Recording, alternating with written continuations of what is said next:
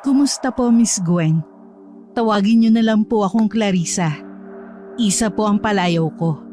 Sa ngayon po ay 42 years old na ako. Bali nangyari po itong karanasang ikukwento ko sa inyo nung ako'y nasa 10 taong gulang pa lamang, hanggang sa naging high school student na po ako. Gusto ko pong ibahagi ito sa inyo para maging aral at inspirasyon, lalo na sa mga taong nakakaranas ng katulad sa naging sitwasyon ko. Makalola po ako, lalo't iniwan ako ni nanay at tatay sa probinsya para makapagtrabaho sila sa Maynila. Maraming bagay ang ipinagpapasalamat ko sa aking lola at lolo. At habang buhay kong tatanawing malaking utang na loob ang pag-aalaga at pagmamahal nila sa akin. Mula noon hanggang ngayon. Apo, bakit malungkot ka na naman? Malayo na naman ang tingin mo. Naalala ko lang po si Katlea la. Kung buhay pa po siya, nag-aaral na rin siya ngayon tulad ko. At siguro, hindi po ko iiwan ni nanay at tatay. Bakit? Hindi ka ba masaya na kami ang kasama mo? Di naman po sa ganun. Pero namimiss ko po sila. Lalo na kapag nakakakita ako ng mga buo po ang pamilya tuwing nagsisimba. Naku, pasensya ka na sa lolo mo, Apo. Kahit anong pilit kong sumama sa ating magsimba, ayaw talaga. Lola, alam ko po hanggang ngayon galit pa rin sa akin si nanay at tatay. Sinisisi po nila ako sa pagkamatay ng kapatid ko. Hindi totoo yan. Kaya sila umalis para magtrabaho. Para masuportahan ka sa pag-aaral mo at iba mo pang mga pangangailangan. Talaga po?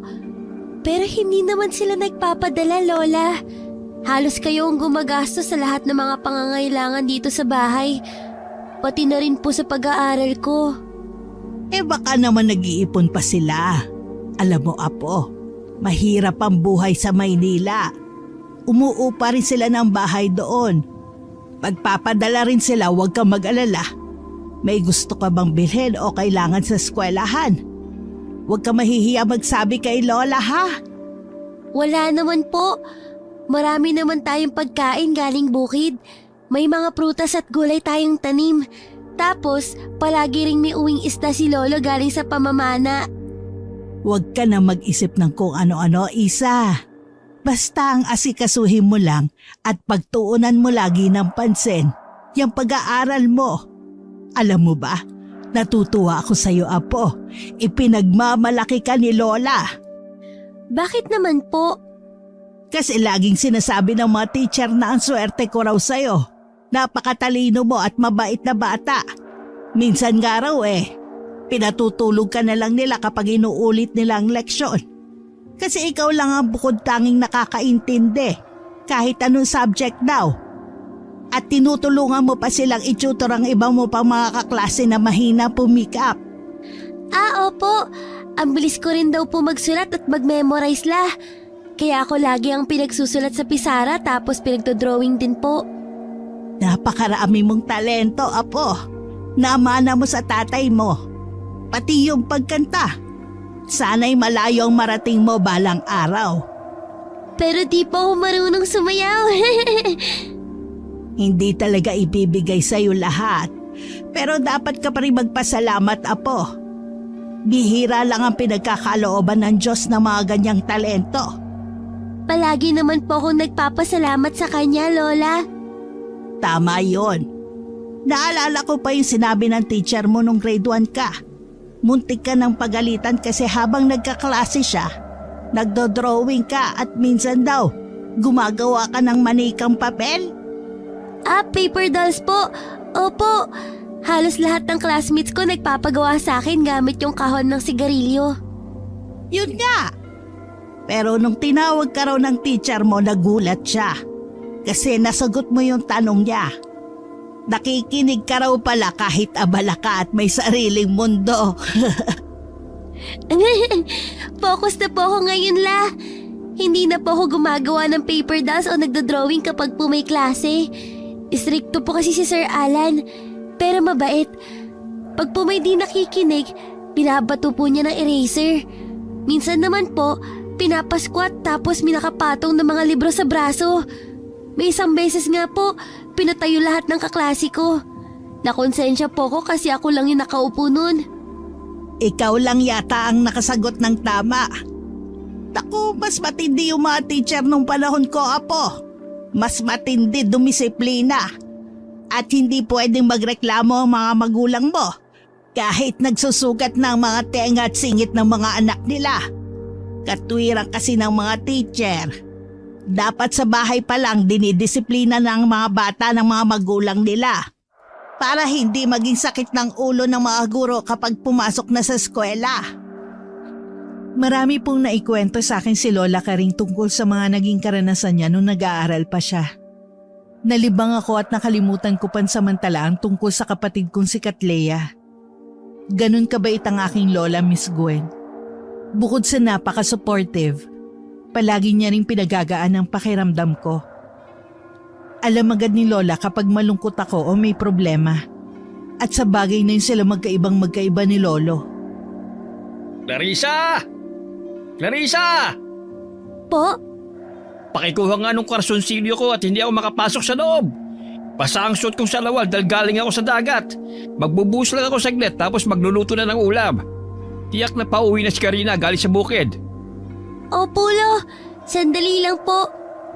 Ito po ba o yung isa? Anak, ang sabi ko karsonsilyo, hindi kutsilyo. Po? Kala ko po kutsilyo yung sinabi nyo. Tsaka, hindi ko po alam kung ano yung karson. Ang hirap pong banggitin, Lo. Lintik talaga. Nakakala ko ba matalino ka, Clarissa? Para karsonsilyo lang, hindi mo maintindihan. Sorry po. Ngayon ko lang narinig yung karosonsilyo. Patuloy pa rin po nun sa panenermon sa akin si Lolo dahil mali ang naiabot ko sa kanya. Hindi ko kasi talaga alam kung anong karosonsilyo, Miss Gwen. Hindi ko po siya pinansin. Bumalik na ako sa paglalaba. Nakalimutan ko ring banggitin kay Lola ang tungkol doon dahil pagkatapos naming mananghalian, inasikaso naman niya ang pagkain ng mga alaga naming baboy. Kinabukasan ay linggo. Nagigib ako ng pampaligo namin ni Lola. Inihanda ko rin ang bestidang isusuot niya habang naliligo siya. Mga simpleng bagay lang na alam ko para mapagsilbihan si Lola. At natutuwa ako dahil gustong-gusto rin niya kapag ginagawa ko ang mga yon. Sanggol pa lang daw ako ayon sa nanay ko, ay palagi na akong isinasama ni Lola sa pagsisimba. Kaya naman nakalakihan ko na po yun. Isinasama niya rin ako tuwing may pupuntahang Bible study at mga okasyon sa simbahan gaya na lamang ng fellowship. Ano ka ba naman, Arturo? Linggong-linggo ay lasing ka. Talaga yung kumpare mong soltero? Dinayo ka na naman dito para lang lumaklak ng alak. Huwag mo akong sermonan, Karina. Mas gusto ko bang ubusin sa alak ang pera ko kaysa ibigay sa pari ninyo? Bakit naman nadamay pati si Father? Nananahimik yung tao. Dahil pineperahan niya lang ang mga miyembro ng simbahan. Tapos kayo naman nagpapauto. Panaibigay niyo ng pera at kung ano-ano pa sa kanya. Donasyon yon, Arturo. At yung mga prutas naman at gulay, kusang loob namin yon. Hindi naman kami inoobliga o pinipilit ni Father. Basta. Wala akong tiwala sa kanila. Pare. Kahit hindi ako nagsisimba, alam ko ang mga nakasulat sa Biblia. Hindi ako mauto ng mga pari na yan. Hinaan mo nga yung boses mo at nakakahiya. Baka mamaya marinig ka pa ng mga kapitbahay at makarating pa kay Father yung mga sinasabi mo. Ay bakit? Totoo naman Bakit ako mahihiya at matatakot, ha? Ay nako, diyan ka na nga. Kagagaling ko lang sa simbahan Magkakasala yata ako agad dahil sa'yo, Arturo. Lola, yaan mo na po si Lolo. Ganyan naman po siya talaga kapag nakakainom. Ay, minsan hindi ko na alam kung paano iintindihin niya ang lolo mo, Clarissa. Napagalitan nga po niya ako kahapon. Akala ko po kasi yung karsonsilyo ay kutsilyo. Yung pala, brief o pang ilalim. Uminit po tuloy yung ulo ni Lolo. Ipinaliwanag mo bang hindi mo alam na ganon? Opo, kasong haba na po ng sermon niya. Hayaan mo na. Ganyan talaga si Arturo. Tumatanda yatang paurong. Okay lang naman po sa akin, La. Kahit ganyan si Lolo, masipag po siya at mabait din minsan. Kaso kapag ganyang nauudyo kang uminom, mahirap kausap at wala sa wisyo. Hindi tuloy siya makapagluto ng pananghalian. May kanin naman po. Wala nga lang ulam. Alanganin na rin kung magluluto pa ako. Bumili ka na lang ng sardinas dun sa tindahan na po. Sige po, tamang-tama po. Mamaya na ako magpapalit ng pambahay pagkabalik ko.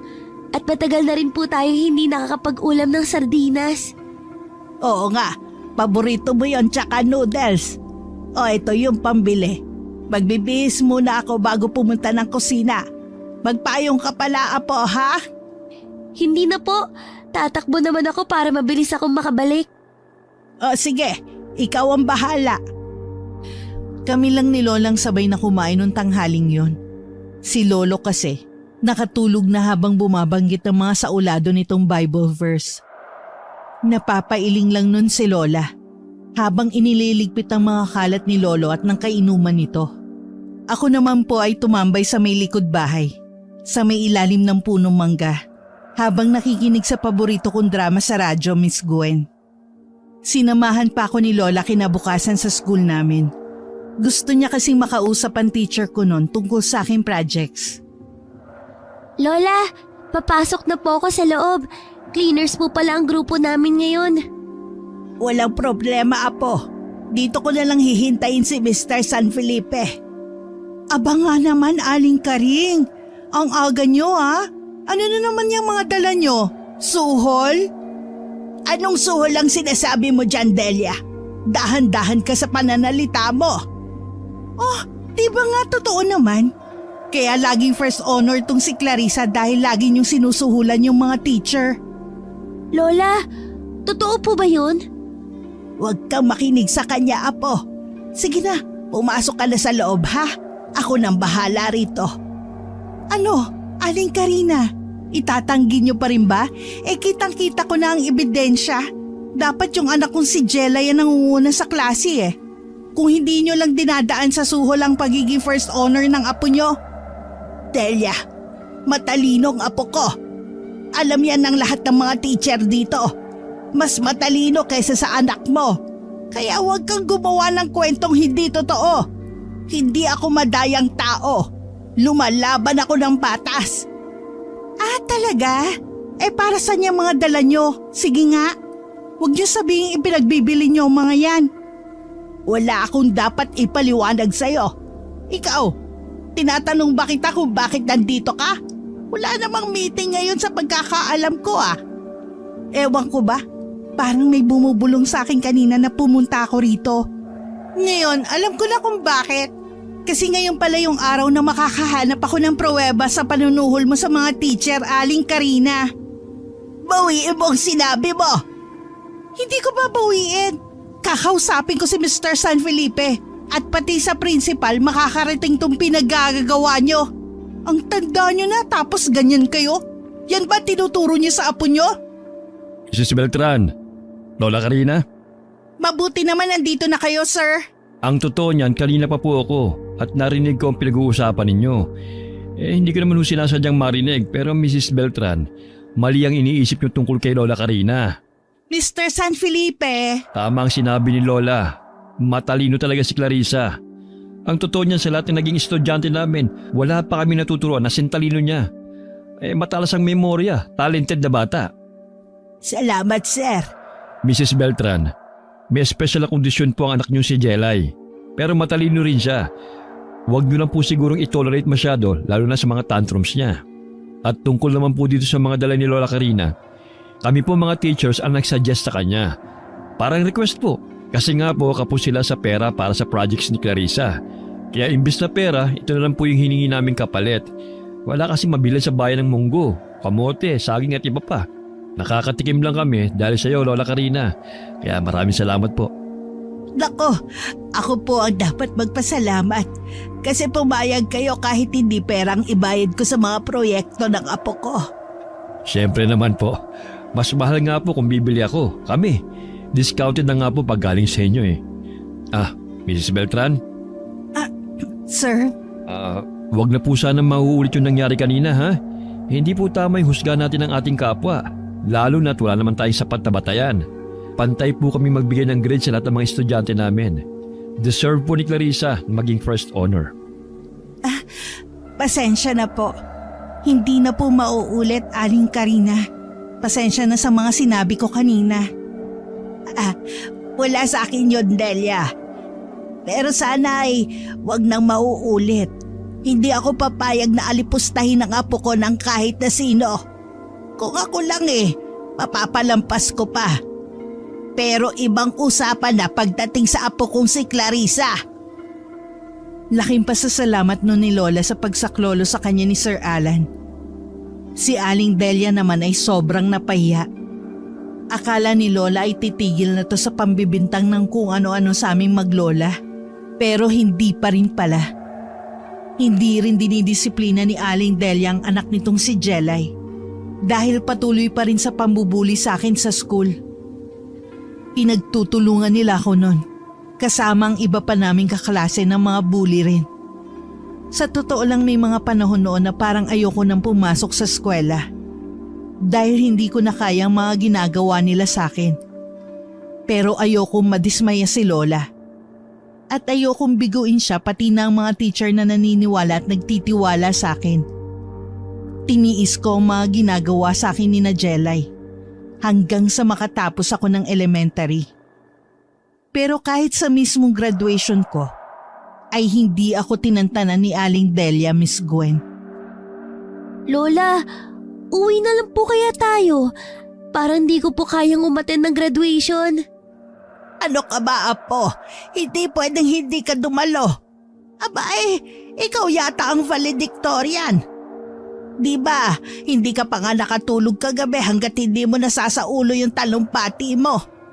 Tsaka bumili pa tayo sa bayan nung, ano nga bang tawag dun sa makintab na nilalagay sa labi? Lip gloss po. Yun, lipstick lang kasi ang alam ko.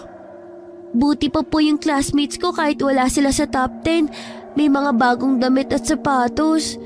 Tapos, kasama pa po nila yung mga magulang nila. Si nanay at tatay, ni wala pong sulat.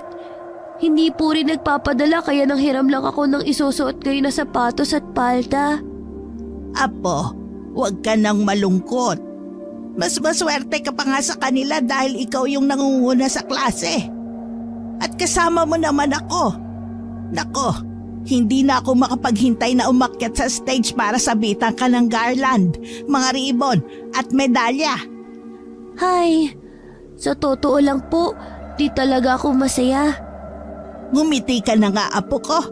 Baka pati ako mahawa sa kalungkutan mo. Mamaya, magluluto ako ng pansit at adobong manok na huli ng lolo mo. Papuntahin mo ang mga kaibigan at kaklase mo, ha? O sandali lang, apo. Magbabanyo lang muna ako habang hindi pa nagsisimula yung programa. Sige Pula, balik ka po agad ha. Oo naman, huwag kang aalis dyan, ha? Clarissa! Bakit mag-isa ka lang sa upuan? Nasaan ang mga magulang mo? Si Lola po ang kasama ko. Nasa banyo po siya pero babalik din naman po agad. Naku, kawawa ka naman. Mula kinder hanggang ngayon palaging top 1. Pero ni minsan, hindi ko pa nakitang nanay o tatay mo ang nagsabit sa'yo ng ribbons at medals. Dapat talaga, si Jelay ko na lang yung valedictorian, hindi ikaw. Aling Delia! Oh, bakit parang naiiyak ka? Nakukonsensya ka na ba sa panunuhol ng lola mo sa mga teacher? Sa bagay, sa susunod na taon naman high school na kayo. Tignan natin kung uubra pa rin doon ng mga kalokohan yung maglola.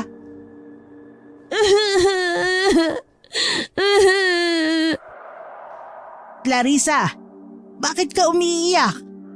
Delia, ano na naman ang ginawa mo sa apo ko? Naku, wala po.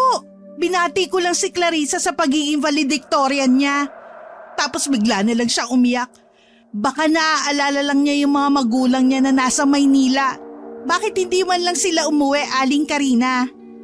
Wala ka na doon. Usapang pamilya yon. Siguraduhin mo lang talaga na wala kang ginawa rito sa apo ko, ha? Talagang wala. Nagdadrama lang siguro tong si Clarissa. Sabi sa akin ng anak ko may dula-dulaan sila mamaya. Surprise number. Baka nagpa-practice ang apo nyo. Sige po, balik na ako sa pwesto ko. Congratulations sa inyong maglola. Apo, anong ginawa niya sa'yo, ha? Huwag kang matakot magsabi ka kay Lola. Wala naman pula. Tama po si Aling Delia. Naalala ko si nanay kaya po ako napaiyak. Naku ang apo ko. Hayaan mo. Pupunta tayo sa bayan bukas. Tatawag tayo sa kanila. Kaya huwag ka na malungkot, ha? Espesyal ang araw na to, apo. Kaya dapat mag-celebrate tayo. Opo. Nung tinawag na ako para umakyat sa stage, pinilit kong wag maiyak hanggang matapos ang speech ko. Halos silain ko ang oras para matapos na ang programa at makauwi na kami ni Lola. Ayoko rin sana mag-imbita pero may mga kaklase at kaibigan na pala akong nasabihan ni Lola. Wala na akong nagawa nun kundi estimahin sila at magkunwaring masaya.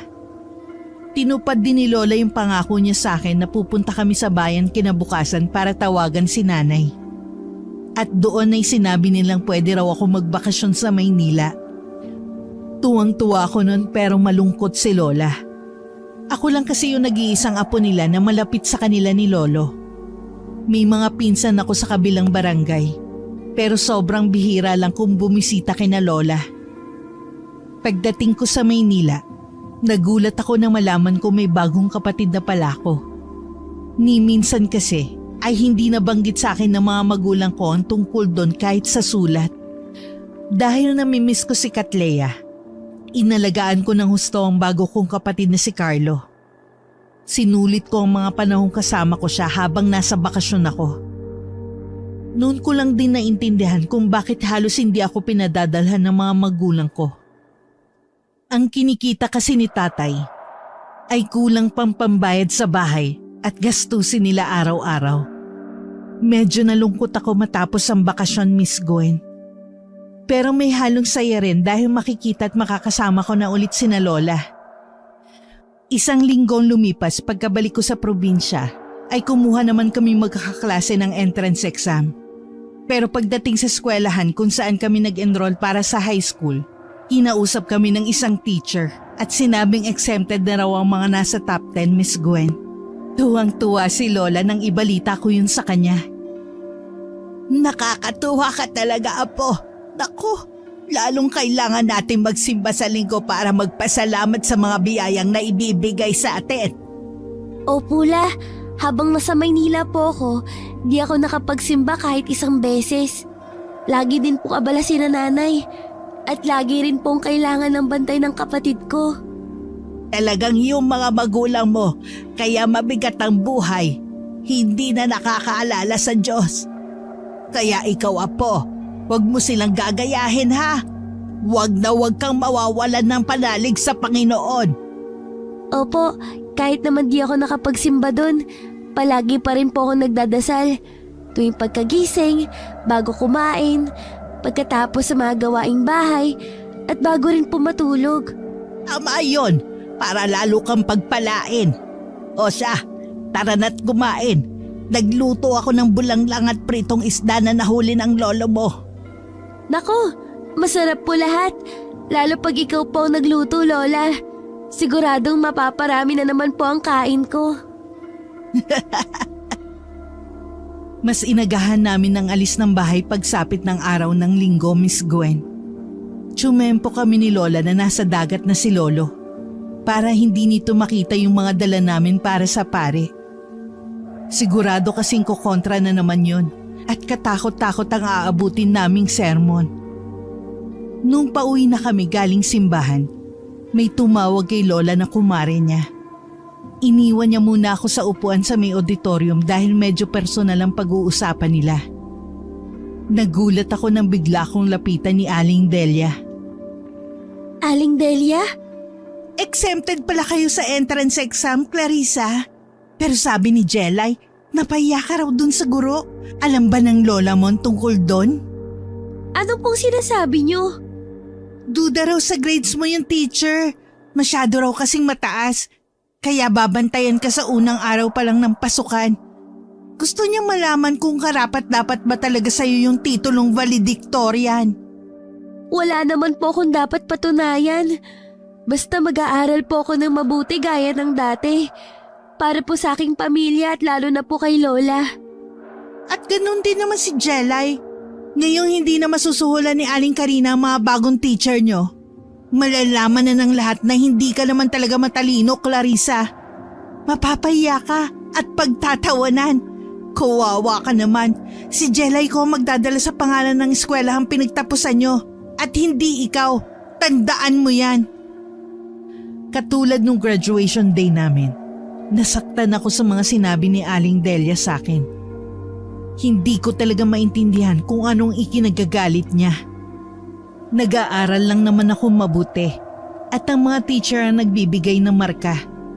At alam kong patas at tama ang mga gradong ibinibigay nila sa mga estudyante. Nung lapitan ako ni Lola, matamis ko siyang initian. Ayoko makahalata siya at mag-usisa dahil baka masira lang ang araw niya.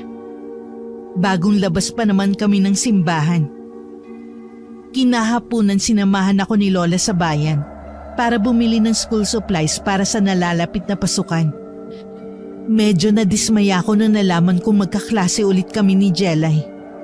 Pero sinabi ko sa sarili kong iiwasan ko na lang siya para wala ng gulo. Gaya ng sinabi ko kay Aling Delia, nag-aral akong mabuti para kina Lola. Nagkaroon din ako ng mga bagong kaibigan at mas lalo pang nahubog ang mga taglay kong talento, Miss Gwen. Lalong ikinagalit yun ni Aling Delia. Wala akong kamalay-malay na may pinaplano na palang mag-ina laban sa akin. Anong gagawin ko, Ma? Kahit anong paninira ko sa Clarissa na yan, di talaga umuubra.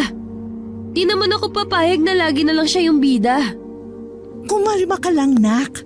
Nag-iisip pa ng magandang plano si Mama. Bakit naman kasi bumalik pa yun dito sa probinsya? Sana doon na lang siya nag-aral sa Maynila. Ano ka ba? Hindi kakayanin yun ng mga magulang niya. Alam mo namang isang kahig, isang tuka lang ang pamilya ni Clarissa. Pero lagi naman siyang top 1. Nakakainis talaga. Mas maraming gusto makipagkaibigan sa kanya kaysa sa akin. Baka naman kasi pinapakita mo yung magaspang mong ugali. Magkunwari ka kasing mabait lalo na sa mga teacher. Ganun naman ang ginagawa ko, May. Pero mas gusto pa rin talaga nila si Clarissa. Ayoko na siyang makita. Ayoko na lagi ko siyang karibal sa lahat ng bagay, Ma. Kung nalalapitan mo siya, may ipapagawa ako sa'yo.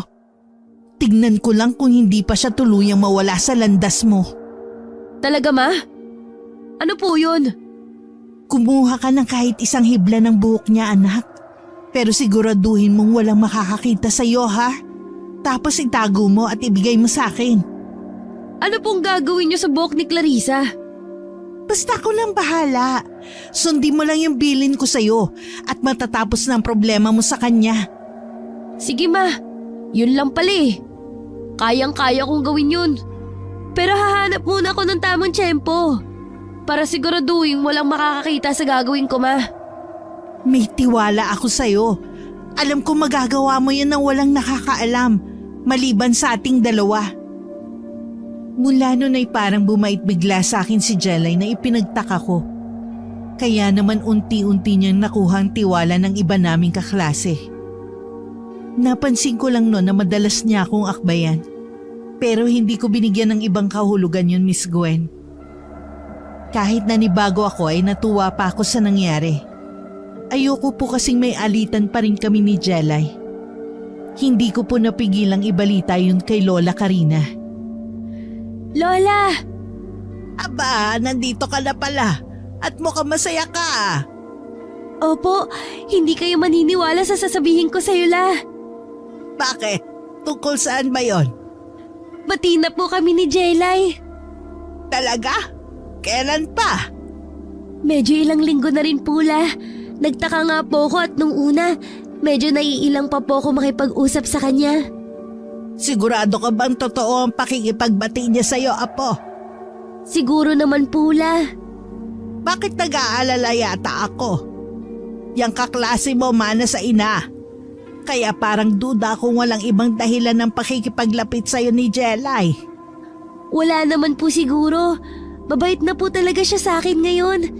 Sabay kami laging kumain pati po tuwing uwian. Apo, hindi naman sa hinuhusgan ko yung kaklase mo. Pero sana'y huwag kang lubos na magtitiwala sa ibang tao. Pero Lola, ayoko na rin po kasing magtagal po yung di namin pagkakaintindihan. Mas masarap po sa pakiramdam kapag walang kaaway. Ay, alam ko naman yon.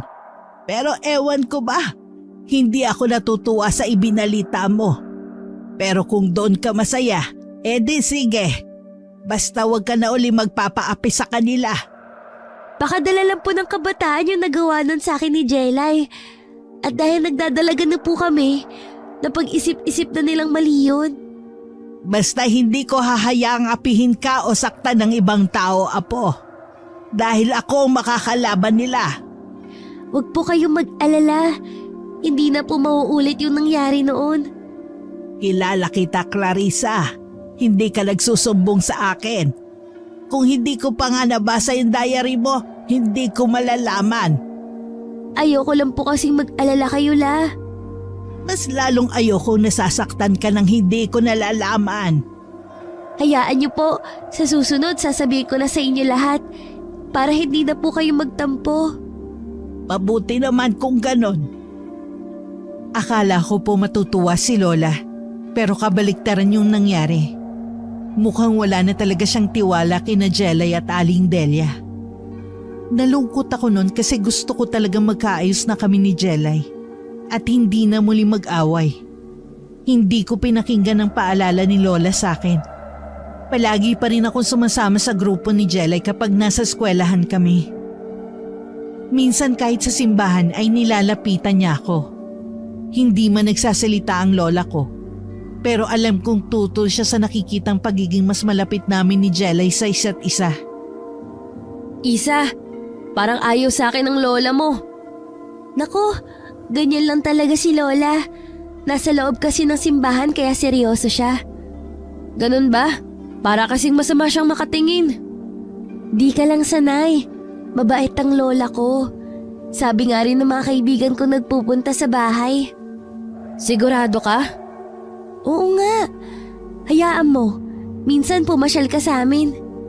Natatakot ako sa lola mo. Saka na lang siguro. Ikaw bahala. Basta mabait si Lola. Mukha lang masungit minsan. Kaya huwag ka nang matakot sa kanya, Jelay. Habang nakikipag-usap ako nun kay Jelay, pasimple akong tinawag ni Lola. Sinabi ko na lang sa kaklase kong nagmamadali kami dahil may pupuntahan pa pag uwi sa bahay. Habang nasa daan ay tahimik lang ang lola ko.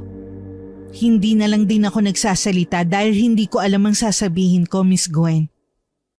Samantala nung mga oras na yun ay nakauwi na sa kanila si Jelay. Agad itong nagkwento kay Aling Delia tungkol kay Lola. Ma, nakita mo ba yung reaksyon ng lola ni Clarissa? Masama makatingin sa akin. Malamang nakita ko, pero kailangan kong magtimpe para sa plano natin. Kaya ikaw ituloy mo lang yung pagpapanggap mo. Gaano katagal pa ba, Ma? Buhok niya lang naman yung kailangan ko. Hindi ko pa rin ba pwedeng gawin yon? Masyado ka mainipin, Jelay. Hindi ka pwedeng paghinalaan ng pamilya niya kung sakali. Lalo na nung matandang Karina. Ano po ba kasing gagawin niyo sa buhok ni Clarissa? Huwag ka ng maraming tanong, pwede ba? Basta malalaman mo na lang. Ituloy mo na lang ang pakikipaglapit mo sa kanya. Konting tiis na lang naman na tuluyan ka nang mawawalan ng karibal, anak. Sigurado ba kayo hindi tayo paghihinalaan kung sakali ng lola niya? Kaya nga kaibiganin mo muna siya. Kailangan magkaroon siya ng ibang kaaway. Para doon matuon ang atensyon ng pamilya niya sa oras na gawin ko ng binabala ko kay Clarissa. Hays! Sige na nga. Basta ikaw bahala, Ma, ha? Oo naman. Magtiwala ka lang kay Mama. Luluha ng dugo ang maglolang yan dahil hindi makakatapos kahit high school si Clarissa. Malakas na nagtawanan ang dalawa pagkatapos. Silang mag-ina lamang ang tao sa bahay kaya naman walang ibang nakarinig sa kanilang pinag-uusapan. Wala kaming kamalay-malay na may masamang balak pala si Aling Delia at kinuntsaba pa nito ang anak Miss Gwen. Isang araw, nagulat ako nang bigla kong lapitan at kausapin ng pinsan ni Jelay na si Jeremy.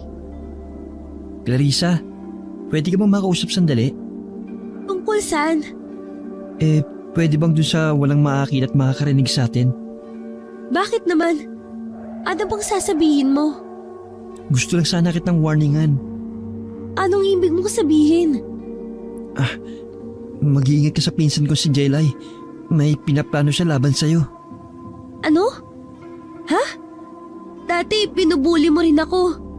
Ngayon naman, sinisiraan mo ang sarili mong pinsan? Hindi ko siya sinisiraan. Gusto lang kitang pag-ingatin. Bakit naman ako maniniwala sa'yo? Isa ka rin sa mga umaway at nang-api sa akin ng mga bata pa tayo. Matagal na yun, Clarissa. Galit ka pa rin ba? Bata pa tayo noon, iba na ngayon. Hindi ko alam kung maniniwala ba ako sa'yo. Baka ayaw mo lang na nagkaayos kami ng pinsan mo. Basta nagsasabi ako ng totoo. Kaya sana maniwala ka. Dahil ko lang naman ang inaalala ko, Clarissa. Sa ganitong paraan man lang, makabawi sana ako sa mga atraso ko sa'yo. Kung wala ka ng ibang sasabihin, aalis na ako. Clarissa! Sana pakinggan mo ako! Mag-iingat ka kay Jelay! Hindi ako naniwala kay Jeremy ng mga oras na yon, Miss Gwen. Matanda rin siya ng ilang taon sa akin gaya ni Jelay. At isa sa mga nagpaiyak sa akin nung elementary pa lang ako. Kaya hindi ko siya kayang pagkatiwalaan. Hindi ko rin sinabi kay Lola ang tungkol doon. Dahil iniisip ko noon na pinagtitripan lang ako ni Jeremy. 2 beses kong pinairal ang katigasan ng ulo ko. Una, nang hindi ko sinunod si Lola na wag akong makikipaglapit kina Jelay. At pangalawa, nung binaliwala ko ang mga sinabi sa akin ni Jeremy. Isa, birthday ng kaklase nating si Rona. Imbitado raw tayo lahat. Sama ka ha. Yaan mo, susunduin naman ako mamaya ni Jeremy ng motorsiklo. Isasabay ka na namin pauwi. Pero hindi pa ako nakakapagpaalam kay Lola. Ano ka ba? Alangan namang umuwi ka pa 3 barangay pa yung sa atin mula dito. Di naman siguro magagalit si Lola mo. Mag-aalala yun kapag di ako nakauwi sa oras. Tsaka may mga gawain pa ako pagdating sa bahay. Mag-iigib at magsisilong ng mga alaga naming hayop. Minsan lang naman. Di mo ba kami mapagbibigyan? Magtatampo si Rona kapag di ka nakapunta. Tsaka graduating na tayo. Last year na to na magkakasama-sama tayo magkakaklase. Pero kasi... Sige na Isa. Akong bahala sa'yo. Huwag ka nang mag-alala. Ihahatid ka namin ni Jeremy para kami na mismo ang magpapaliwanag kay Lola Karing. Sigurado ka? Oo nga. Wala ka bang tiwala sa akin? Di naman sa ganun. Sige, sasama na ako. Pero uwi rin tayo agad, Jelay ha? Oo naman. Di rin ako pwedeng magtagal dun kasi pagagalitan din ako ni Mama. Basta mamaya ha? Oo. Yay! Akala ko talaga di kita mapapapayag. Salamat, Isa. Medyo kinakabahan ako nun kasi unang beses kong hindi nagpaalam sa lola ko. Siguradong mag-aalala siya. Pero nagtiwala ako sa mga sinabi ni Jelay, Miss Gwen. Ayoko rin kasi magtampo siya sa akin. Pati na ang kaklase naming may birthday. Maraming handa si Rona. Nabawasan din ang nararamdaman kong hiya at pagkailang. Dahil mababait at maasikaso ang pamilya ng kaklase ko. Sige na Isa. Kahit isang tagay lang.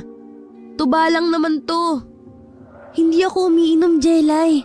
Kahit tuba lang yan, bawal pa rin sa atin.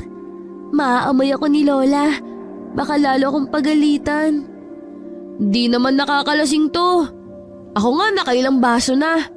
Sige na, subukan mo lang. Matamis tong tuba. Basta, Isa lang ha? Oo nga. Tama ka, Jelay. Matamis nga. Masarap. Sabi sa'yo eh. Ano? Isa pa? Sige. Di naman nakakalasing, di ba? Hindi ka malalasing. O eto. Salamat. Ang tamis talaga. Ganito palang lasa ng tuba. Meron lagi sa bahay kaso ayaw kong patikimin ni Lola. Sobrang higpit kasi ng lola mo, Clarissa. Di gaya ng mama ko, ibinibigay lahat ng gusto ko. Lahat kahit ano. Sanay naman na ako kay Lola. Tsaka para rin naman sa akin yun. Ay nako, oo na. Wala na akong sinabi. Ano? Isa pa? Sige, pahingi pa ako. Hindi ko na nabilang kung nakailang tagay ako ng tuba. Masyado kasi ako nasarapan sa lasa. Hanggang sa hindi ko na namalayan ng oras. Hindi ko rin alam na nakauwi na pala si Jelay, pati iba naming mga kaklase. Naiwan ako sa bahay ni Narona dahil nakatulog ako sa sobrang kalasingan. Wala na akong kamalay-malay nung mga oras na yon, na halos mabaliw na si Lola sa kakahintay sa akin. Kung ano-ano nang naisip niya na posibleng nangyari sa akin, Miss Gwen. Pati tuloy si Lolo ay nabahala na rin at hindi mapakali. Saan naman natin hahanapin yung apo mo, Karina? Gabing-gabi na. Sarado na rin ang eskwelahan. Kina Delia, tama, sama mo ko ron, Arturo. Napakalayo ng bahay ni Delia. Bakit kasi biglang naging matigas ang ulo ni Clarissa? Sasamahan mo ba ako o hindi? Kung ayaw mo, ako na lang ang mag-isa pupunta ron. Hindi talaga ako mapapanatag hanggat wala ditong apo natin. Lintik na. May magagawa ba ako? Magdala ka ng flashlight, baka pareho tayo madapa. Alam mo naman na medyo malabo ng mata ko eh. Sandali lang. Hintayin mo ko dyan sa labas. Ikakandado ko rin muna tong bahay at baka matagalan tayo sa paghahanap kay Clarissa. Basta bilisan mo na dyan dahil inaantok na ako. Nako!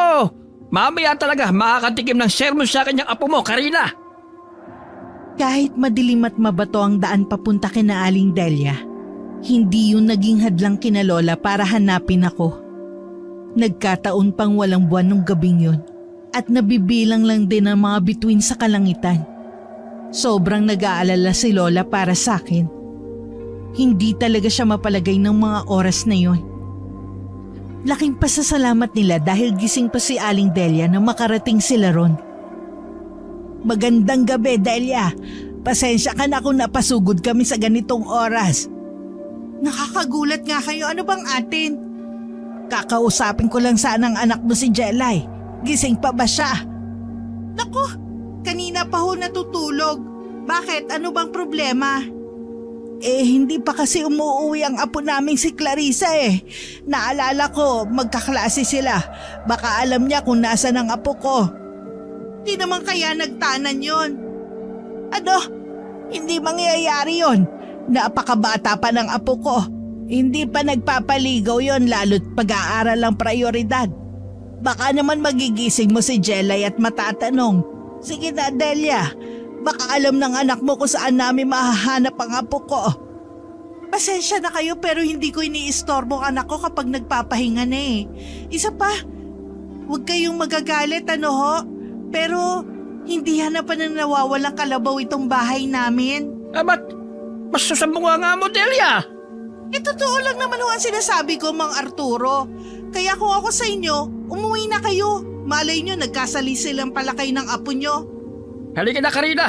Baka kapag nagtagal pa tayo rito di ako makakapagpigil sa babae yan. Ba't kayo na nga itong nakakaistorbo, kayo pang matapang?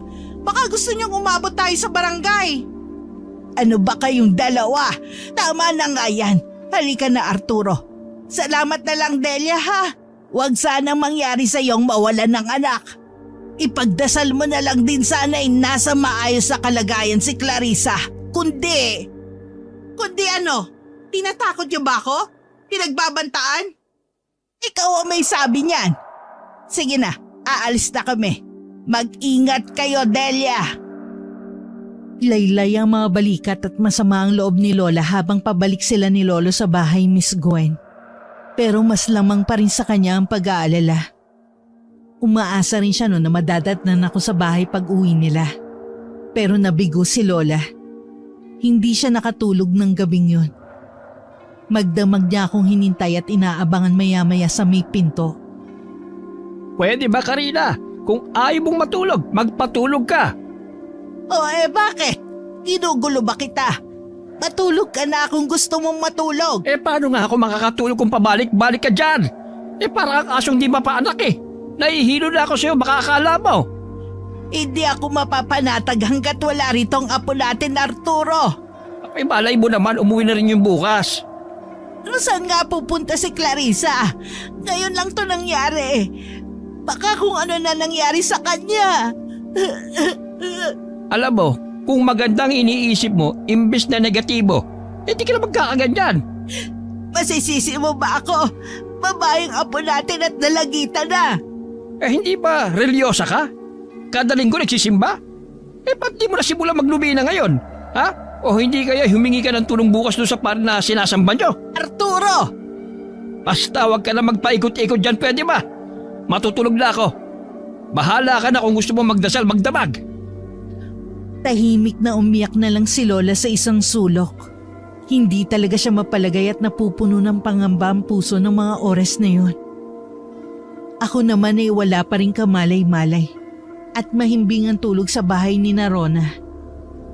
Kinabukasan, pinuntahan ni Lola lahat ng mga kaklase ko.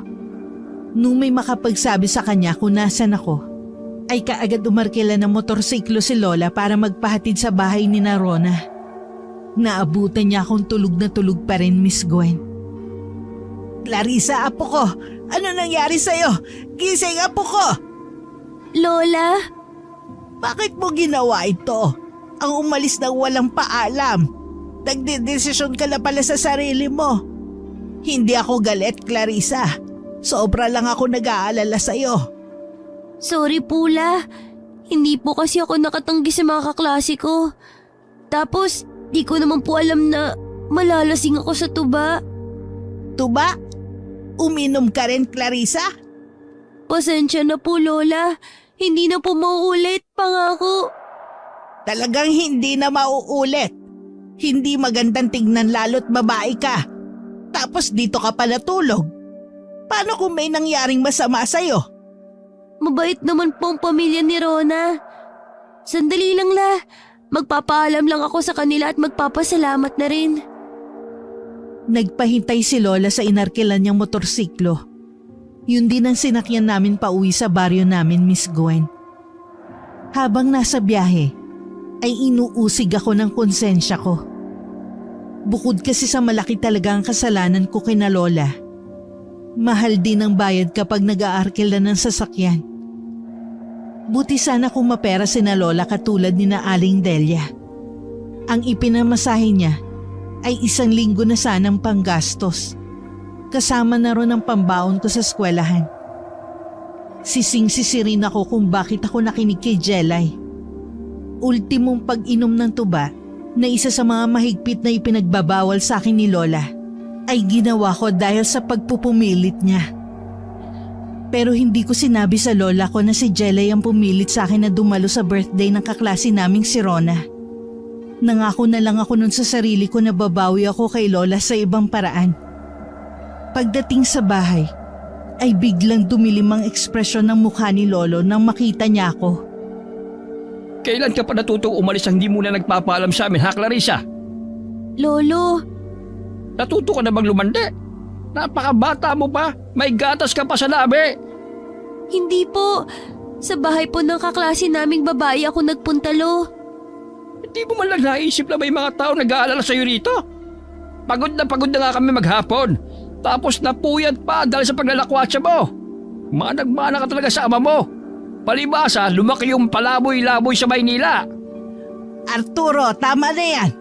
Huwag mo nang pagalitan ng apo natin. Magpasalamat na lang tayo dahil walang masamang nangyari sa kanya. Yan! Kaya lumalaki ang ulo ng apo mo Dahil kinukonsinti mo. Paano yung magtatanda kung di mo tuturuan ng leksyon? Hindi na naman siguro uulitin yun ni Clarissa, hindi ba apo? Opo la, sorry po lolo. Hindi na po mauulit. Abay, dapat lang. Dahil kapag inulit mo pa yon, ipasusundo na kita sa tatay mo para doon ka na rin sa Maynila kasama nila. Sa totoo lang, gusto ko rin naman talaga makasama sina nanay, tatay at Carlo, Miss Gwen. Kaya lang ay baka hindi nila ako kayang pag-aralin, lalo na't mahal ang mag-aral doon. Sanay naman na ako na ganun si Lolo, pero hindi ko pa rin napigilang mapaiyak. Pakiramdam ko kasi, hindi niya talaga gusto na nandun ako sa kanila. Si Lola lang talaga ang totoong nagmamahal sa akin. Pagsapit ng linggo, magkasama ulit kami nagsimba ni Lola. Nginitian ko si Jelay na makita ko siya. Pero nagulat ako nang irapan niya ako. Parang bumalik yung dating pakikitungo niya sa akin. Nakita ko rin si Jeremy sa simbahan. Pero gaya ni Jelay, hindi rin niya ako pinansin. Hindi ko alam kung nakahalata ba si Lola. Basta tahimik lang ako noon habang pauwi kami. Malaking palaisipan talaga sa akin ang biglang pagbabago ni Jelay. Pero naisip kong mas mabuti na rin yun. Ayoko na kasing maulit yung nangyaring pagsuway ko kina Lola dahil sa kanya. Kaya kahit nung hindi pa rin niya ako pinapansin pagpasok ko sa eskwela kinabukasan, ay hindi ko na lang din siya pinagtuunan ng atensyon. Habang lumilipas ang mga araw, ay may mga kakaiba kong nararamdaman. Madalas akong mahilo at palagi rin sumasakit ang ulo ko. Nung una inilihim ko yun kay Lola. Pero isang beses ay napaiyak na ako sa sobrang sakit at halos iuntog ko na ang sarili ko sa dingding. Noon ko inamin kay Lola ang tungkol sa mga iniinda kong pagkahilo at matinding pananakit ng ulo. Bakit ngayon mo lang sinabi sa akin ang tungkol sa mga nararamdaman mo, apo? Kung kailan mo ka malala na? Akala ko po kasi mawawala rin la. Pero habang tumatagal, patindi po ng patindi ang pananakit na ulo ko. Clarissa, Diyos ko! Ano ba nangyayari sa iyong bata ka? Arturo! Arturo! Bakit ba? Kumakasigaw ko dyan para kang inaanod. Ang apo natin! Masakit daw ang ulo niya! Eh, baka naman sobrang sa talino. Kaya minsan mas maigi pa talaga yung sakto lang eh. Hindi naman bobo basta't nakakaintindi at marunong magbilang. Yun lang naman talaga ang mahalaga kung tutusin. Dahil kailangan natin yun sa pang-araw-araw na buhay. Ano ka ba? Hindi ito ang oras para sermonan mo ang apo natin. Pakikuha nga yun lang sa altar. Gusto mo samahan ko na rin ang palaspas at rosaryo? Baka nanuno pa na yung apo mo. O hindi kaya sinasapi ng masamang espiritu. Ano ba, Arturo? Oo na. Kukunin ko na. Baka naman sa sobrang pagpupuyat ni Clarissa. Sandali lang, apo ha. Gaano kasakit ba? Sobrang sakit po la. Parang binibiyak po ang ulo ko. Parang may kumakain sa utak ko. Ang apo ko! Arturo! Bilisan mo! Nang iabot ni Lolo ang langis kay Lola, kaagad niya akong pinahiran sa magkabilang sentido, Miss Gwen. Maya-maya pa unti-unting bumuti ang pakiramdam ko. Hindi ko alam kung anong meron sa langis ni Lola, pero guminhawa ang pakiramdam ko. Binantayan ako ni Lola hanggang sa makatulog ako. Kinabukasan, maghapong magaan ang pakiramdam ko. Ang buong akala ko ay tuloy-tuloy na. Pero nung sumunod na araw, sumakit na naman ang ulo ko. Kaagad ako nilapitan ni Lola Karina nang marinig niya akong umuungol. Apo, masakit na naman ba? Lalagyan ko ulit ng lang isang magkabilang sentido mo. Lola! Ang buhok ko naglalagas! Aba, oo nga. Teka, bakit ang dami naman yata? At sabay-sabay halos nalalaglag ang buhok mo. Hindi ko rin po alam. Natatakot ako la. Kapag hindi pa po ako gumaling, di ako makakapasok sa eskwelahan. Huwag mo na munang isipin ang pag-aaral mo. Mas mahalaga pa rin ang kalusugan mo. Pero ano ba talagang nangyayari sa'yo? Kailan ba nagsimula ang pananakit ng ulo mo? Noong nakaraang linggo pa po. Hindi ko rin po talaga alam kung anong nangyayari sa akin, La. Ay, Diyos ko! Sana naman wala kang malubhang sakit, Apo. Wala akong pera para ipagamot ka. Lagi rin naman po akong nagdadasal, La. Pero hindi pa rin po nawawala ang sakit na ulo ko. Ano kaya kung dalhin kita bukas sa center? Mas alam nila doon kung ano nangyayari sa'yo at mariresetahan ka pa ng gamot. Pero gastos lang po yun, La. Buti sana kung pinadadalan ako ni nanay. May libreng gamot naman siguro doon. Kahit pangsupil lamang sa pagkahilo mo at pananakit ng ulo. Ako mas nahihirapan pag nakikita kitang ganyan, Clarissa. Hindi katulad ng unang beses na ginamot ako ni Lola gamit ang langis niya. Ang ikalawang malalang pag-atake ng sakit ng ulo ko, Miss Gwen. Hindi na umubra sa akin yun. Halos magdamag akong umiiyak at sumisigaw dahil hindi ko na talaga kaya ang matinding sakit. Hindi rin natuloy ang plano namin ni Lola na pagpunta sana sa center. Sunod-sunod at mabilis ang paglalagas ng buhok ko. Natuluyan kong ikinakalbo. Iyak kami ng iyak ni Lola. Si Lolo naman ay hindi mapakali sa kusina. Nang halos wala na talagang natirang buhok sa ulo ko, nawala ng pananakit. Pero may mas malala namang pumalit na naging dahilan para manlumo sina Lola at Lolo. Arturo, hindi ko na alam ang gagawin sa apo natin. Tignan mo, gumagapang siya sa lupa at nagtatago sa dumuhan, lalo na kapag nakakakita ng tao. Kahit tayo, hindi na rin niya nakikilala. Kung tama ang kutob ko, mukhang may nagwalang hiya kay Clarissa kanina. Anong ibig mo sabihin? Hindi kaya siya ninakawan ng hibla ng buhok at pinagritwalan. Pero sino kaya ang gagawa nun sa apo natin? Si Delia. Dahil mula pa elementarya, pinag-iinitan na niya si Clarissa. Naiinggit siya sa apo natin dahil palaging nangunguna sa klase. Masamang magbintang ka rin. Wala ka naman yata ebidensya na sila nga ang may kagagawan. At hindi rin naman ako siguradong ganun nga nangyari kay Clarissa. Hindi ko na kailangan ng pruweba. Humanta talaga sa akin ng Delia na yon. Teka lang, Karina, maghulos dili ka. Huwag kang basta susugod sa kanila at baka mamaya ipabarangay ka pa. Alam mo naman na ma-impluensya sila rito sa lugar natin dahil may kaya sila sa buhay. Wala akong pakialam. Hindi ko hayang habang buhay nang magkaganyan ang apo natin. Matalinong bata si Clarissa at napakarami pa niyang pangarap sa buhay. At ang katalinuhang yan ang naging dahilan para mapahamak siya, Karina. Ang apo ko. Hindi nga napigilan ni Lolo ang lola ko, Miss Gwen.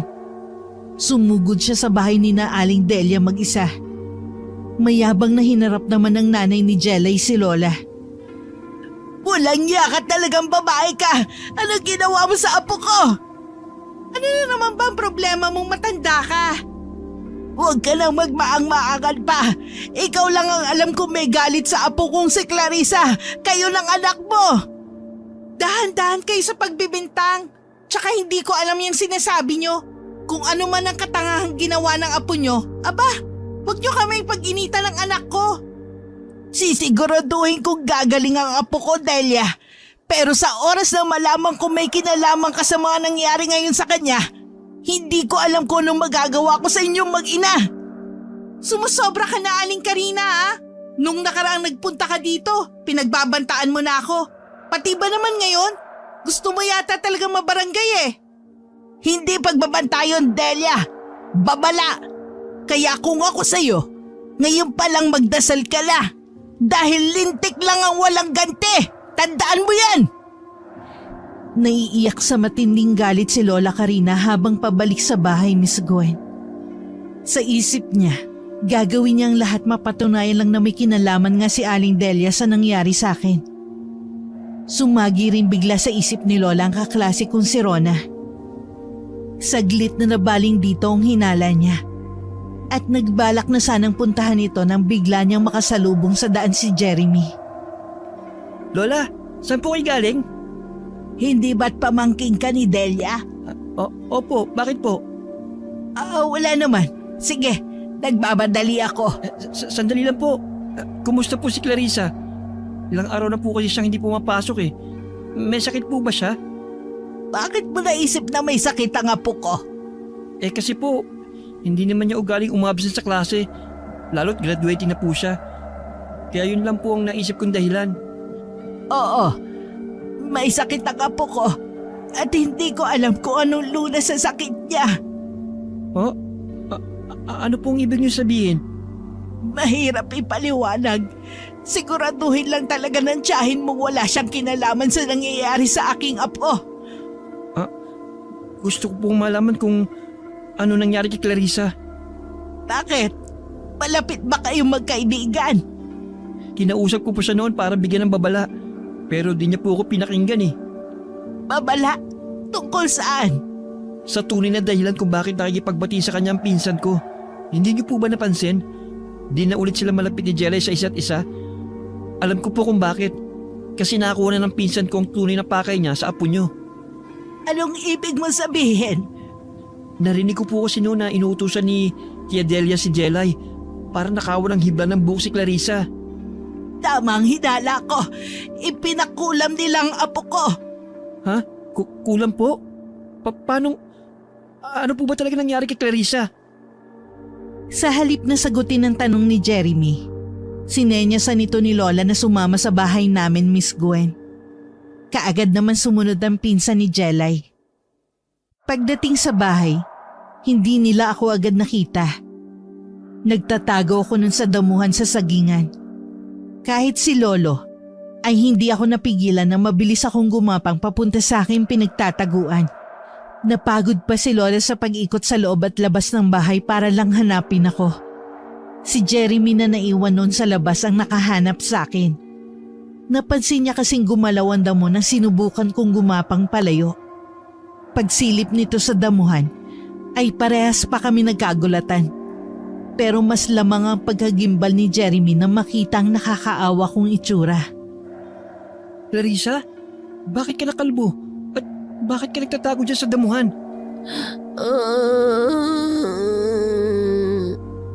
Lola! Nandito po si Clarissa! Tignan mo ang batang ito. Hanggang Pampang nakarating ako kahahanap sa'yo. Apo ko, ipasok mo siya sa loob ng bahay, Arturo. Dapat yata itali natin siya, Karina. Bakit naman natin gagawin yon? Ano pa? Di para hindi siya makalabas ng bahay. Wala namang pinto yung kwarto niya at kurtina lang ang tumatabig. Baka babay makarating yan sa Pampang at mahulog sa ilalim nang di natin namamalayan. Pero nakakaawa naman siya. Hindi ko kayang talian ang apo natin, Arturo. Bakit siyang wala ng buhay sa ilalim ng Pampang? Kakayanin mo? Diyos ko, ang apo ko. Magbabayad ng mahalang gumawa nito sa'yo. Isinusumpa ko. Igaganti kita, Clarissa. At paano mo naman magagawa yon? Kung dalhin na lang kaya natin sa albularyo si Clarissa, sa kabilang isla. Hindi na kailangan. Hindi rin naman nila mapapagaling ang apo natin. Ganito po pala epekto ng kulam? Hindi lahat, Jeremy. Depende sa gustong pagpapahirap ng nagpapakulam. Dahil sa inggit, gusto nilang tuluyan ng mawala sa katinoan ng apo ko para hindi na siya makapag-aral. Hinding-hindi ko mapapatawad ang tiyahin mo sa ginawa niya kay Clarissa. Bukod sa bakas sa mukha ni Lola noon ang matinding galit dahil sa kalagayan ko, naramdaman din ni Jeremy na paninindigan ni Lola ang mga binitiwan niyang salita. Dahil doon, natakot ito bigla sa lola ko at nagmamadaling umuwi. Dahil ayaw ni Lola Karina na makalabas ako ulit at makarating sa mas malayo, sinunod niya ang suhestyon ni Lolo Arturo. Labag man sa loob, tinalian niya ako habang natutulog. Kinabukasan nagpaalam si Lola kay Lolo na may aasikasuhing mahalagang bagay. Nung mga oras na yun, nagsasaya naman ang mag-inang Delia at Jelay. Kumusta sa school, anak? Wala ka ng karibal ngayon. Sabi ko naman sa'yo ako nang bahala eh. May ilang nagtatanong tungkol kay Clarissa. Pero kung di na talaga siya papasok sa eskwela, sigurado akong malilimutan din siya ng mga teacher at kaklase namin. Malakas talaga ang pakiramdam ng Karina na yon. Nagpunta dito kahapon, pero asa pa siyang aamin ako. Isa pa, Isa pa, hindi ka naman kasama ni Clarissa nung hindi siya umuwi magdamag, di ba? Paano kung nabanggit pala niya sa lola niya, ma? Kaya malakas sa loob ng matandang yun na sumugod dito sa bahay natin. Nai-report ko na sa barangay, anak.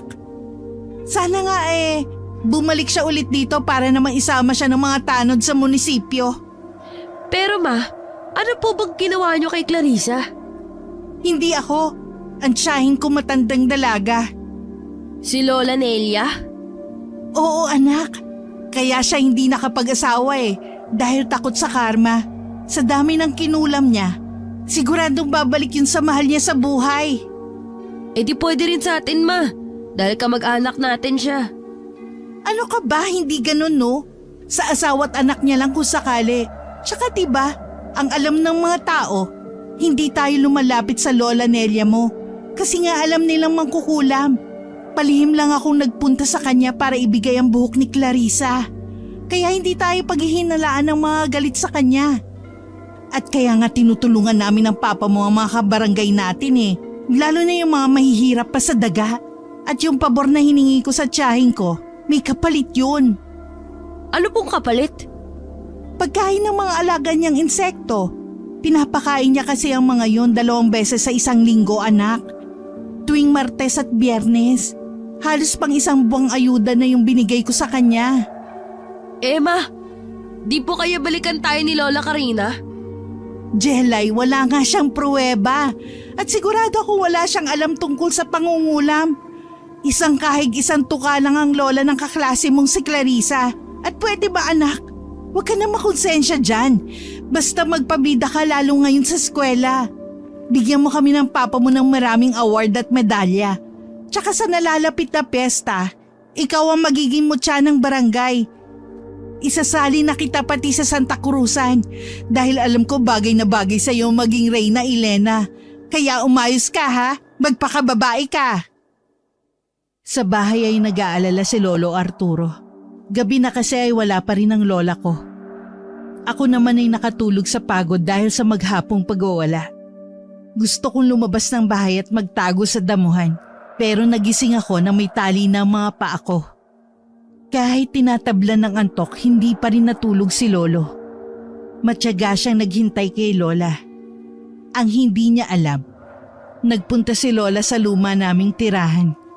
Meron itong hinukay sa likod bahay. Matagal na panahon din yung kinalimutan ni Lola. Isang baol na may lamang itim na libreta.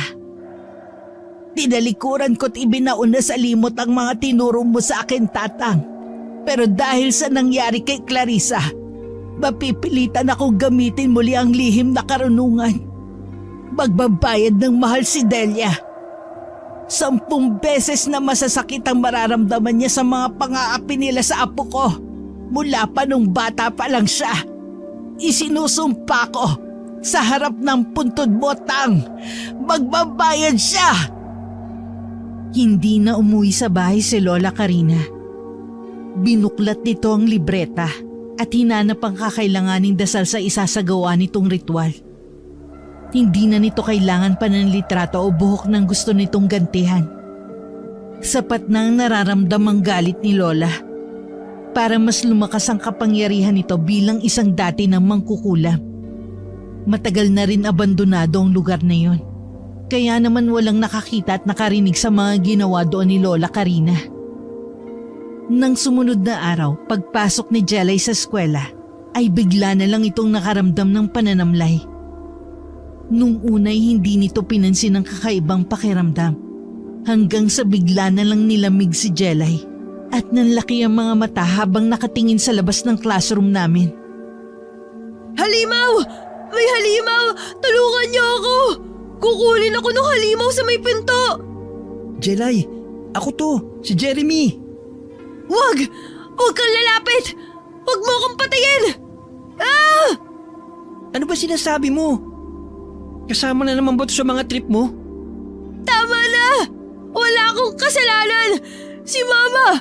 Inutusan niya lang akong nakawan ng buhok si Clarissa! Huwag mo akong patayin! Maawa ka sa akin! Jelay?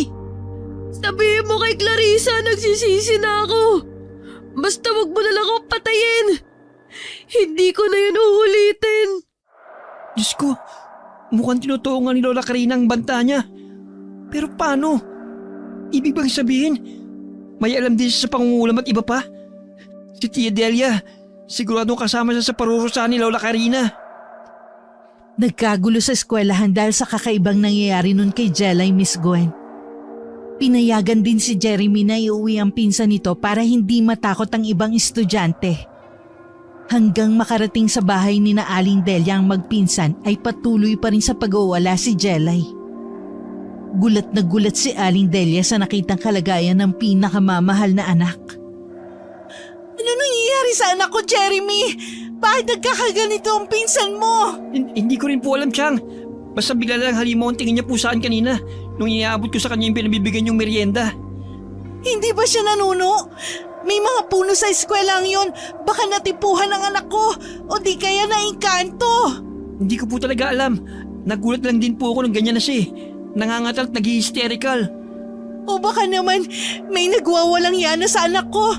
May inaway ba siya sa eskwela? Ano ba? Jeremy, magsalita ka! Po, baka nga po nanunot, Chang. Dalhin niyo na po kaya siya sa manghihilot. Tama po, kay Lola Loring. Wala akong tiwala sa matandang yon. Halika, samahan mo ko. Dalhin natin si Jelay sa bahay ng Lola Nelia nyo. Pero akala ko po ba, bawal tayong pumunta ron? Alam ko, pero siya lang ang makakagamot kay Jelay. Kaya bilisan mo na dyan at huwag ka na maraming satsat. Oo po, tara na po, Chang.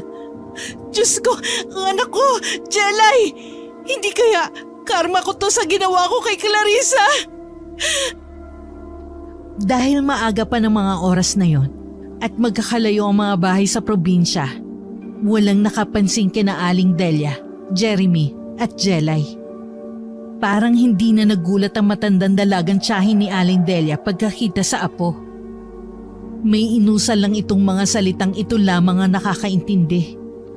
Bago umalis doon ng tatlo, maayos na ulit ang pakiramdam ni Jelay. Bumalik na sa normal ang kaklase ko, Miss Gwen. Walang sinabi ang lola niyong soltera pero mukhang tama ka, Jeremy. Nanuno lang si Jelay. Kailangan ko pang bumalik dun sa isang araw para magdala ng ayuda. Anong ayuda po, Chang? Ano pa? E di bayad sa paggamot ni Janelia sa pinsan mo. Ayaw po niya ng pera? Iba ang gusto niya. Ayuda para sa mga alaga niya. Maiba ako. Ikaw na lang ang kukunin kong escort ni Jelay sa koronasyon, ha? Akong bahala sa isusuot mo. Sige po. Bantayan mo rin mabuti ang pinsan mo sa eskwela, ha? Baka mamaya manuno na naman. Malapit na ang piyesta. Hindi ako papayag na hindi siya koronahan bilang mutya ng San Roque. Hayaan niyo po, babantayan ko po si Jelay. Sasabihan ko rin po na huwag pupunta sa mga mapunong lugar sa eskwelahan. Salamat kung ganon. Hayaan mo, sagot ko ng 1 taon mong baon. Mabilis na lumipas ang mga araw, Miss Gwen. Palala ng palala ang kalagayan ko. Habang sina Aling Delia ay abala at sabik sa paghahanda para sa nalalapit na piyesta.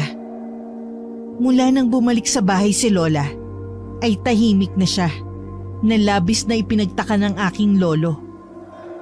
Pero naisip din ni Lolo Arturo na baka kaya ganun ang lola ko, dahil sa nangyayari sa akin. Nanatili akong nakakulong at nakatali sa kwarto ko. Napadalas din ang mga pagsigaw ko dahil sa sakit ng ulo ko. May mga pagkakataong gustong-gusto ko nang iuntog ang ulo ko sa dingding. Pero hindi ko magawa dahil nga may humahadlang na tali sa mga kamay at paa ko.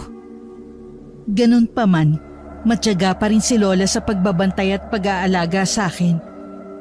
Palagi niya rin akong kinakausap kahit na alam niyang hindi ko naman siya naiintindihan. Dahil wala na ako sa wisyo ng mga panahong yun. Huwag kang mag-alala, apo ko. Naiganti na kita. Konting panahon na lang. Matitikman ni Delia ang hagupit ng malupit kong paniningil sa kanya. At malapit ka na rin gumaling, Clarissa. Kapag napatay ko si Nelia gamit ang mas malakas na uri ng pangungulam, babalik ka rin sa dati, apo. Ibabalik ko sa kanilang ginawa nila sa'yo. Pero ayoko silang mamatay agad. Ang gusto ni Lola, unti-unti silang pahirapan para malasap nila ang bagsik ng paghihiganti ko. Masayang masaya sina Aling Delia nang sumapit ang araw ng piyesta. Hindi na ulit bumalik sa bahay ni na Lola si Jeremy. Pero wala na itong binanggit sa tiyahin tungkol sa akin at sa banta ng aking lola.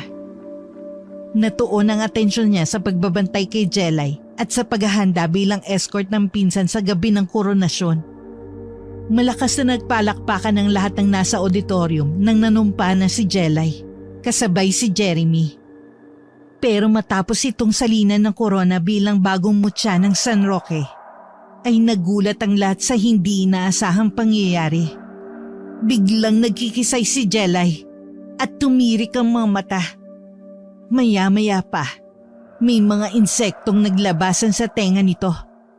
Pati na rin sa ilong, bibig at mga mata. Ang saya sa mga mukha ng manonood ay kaagad na napalitan ng takot, Miss Gwen. Kanya-kanya nagtakbuhan ng mga to. Nagkagulo ang mga tao, kaya hindi agad nalapitan ni Aling Delia ang anak. Si Jeremy naman ay natulala sa mga nasaksihan. Jelay! Anak ko! Ano nangyayari? Diyos ko! Jelay! Pilit nakikipagsiksikan si Aling Delia sa mga nagkakagulong tao para lamang malapitan sina Jelay at Jeremy. Pero bago pa yun nangyari, natumba na si Jelay at tumama ang ulo nito sa matigas na bagay. Habang patuloy pa rin naglalabasan sa lahat ng butas sa mukha ng kaklase ko ang napakaraming insekto. Nang sa wakas ay makalapit si Aling Delia kay Jelay, ay wala na itong buhay, Miss Gwen. Noon lang din parang nahimasmasan si Jeremy sa ilang minutong pagkakatulala. Chang! Jelay! Jelay! Jelay! Ang anak ko! Hindi! Gumising ka, Jelay! Anak! Anak!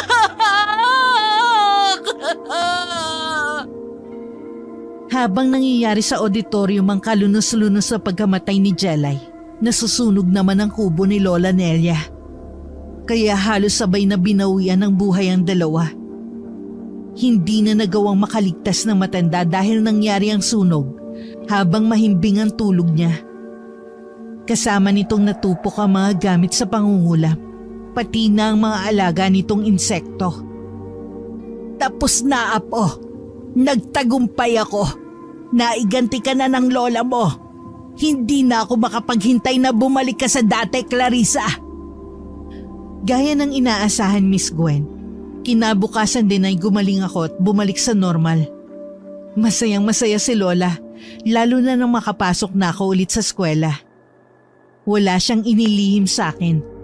Ikinuwento niya ang lahat ng mga nangyari habang wala ako sa aking sarili. Nalungkot naman ako nang malaman ko ang nangyari kay Jelay. Pero hindi ako nagalit kay Lola. Nagulat lang ako na may lahi pala kaming mangkukulam. Hindi kinaya ni Aling Delia ang nangyari sa anak nito. Hindi na rin nalaman ng ina ni Jelay na namatay din si Lola Nelia. Dahil tinakasan na ng katinuan si Aling Delia. Hindi kinaya ng utak nito ang mga nangyari.